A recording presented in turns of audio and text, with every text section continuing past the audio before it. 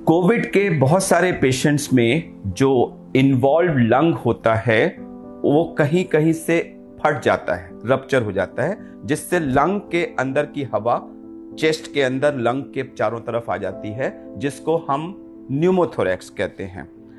यह काफी भारी संख्या में कोविड के जो आईसीयू के एडमिटेड पेशेंट्स हैं उनमें देखा जा रहा है। और होता यह है कि जो पेशेंट रिकवर कर रहा होता है, अचानक जब उसमें यह न्यूमोथोरैक्स का कॉम्प्लिकेशन होता है तो एकदम से उनका इंप्रूव होता हुआ सैचुरेशन सडनली फॉल करता है।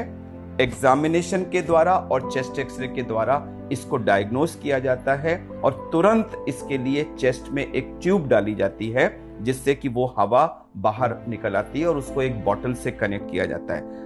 कई बार हमने देखा है कि खाली ट्यूब डालने मात्र से वो लंग नहीं फैलता, उसको हमें सक्शन भी लगाना पड़ता है।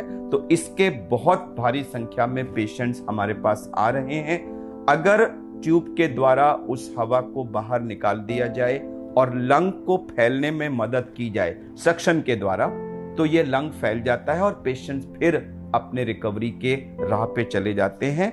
कुछ पेशेंट्स में अल्टीमेटली शल्य चिकित्सा द्वारा वो जो लीकिंग वाली जगह होती है उसको बंद करने की भी जरूरत पड़ती है, सब में नहीं। लेकिन इंपॉर्टेंट चीज ये है कि इसको समय रहते पहचाना जाए। एक, इसमें तुरंत चेस्ट ट्यूब डाली जाए। दो, वो चेस्ट ट्यूब ठीक से पड़नी चाहिए और उस चेस्ट ट्यूब को सक्शन से कनेक्ट करके लंग को पूरी तरह फैलाया जाए। तीन, उसके बाद रोगी को हम खाना खा के फिजियोथेरेपी करा के जनरल कंडीशन इंप्रूव करते हैं, लंग को फैलाते हैं और इस सब एक सघन प्रक्रिया के द्वारा ज्यादातर न्यूमोथोरैक्स के रोगी बिल्कुल ठीक हो जाते हैं और समय आने पर उनकी चेस्ट ट्यूब निकाल दी जाती है। तो मैं यही कहूंगा कि अगर आप कोविड के पेशेंट्स हैं और कभी भी सडनली आपका सैचुरेशन अगर गिरे तो न्यूमोथोरैक्स एक कारण हो सकता है, जिसको तुरंत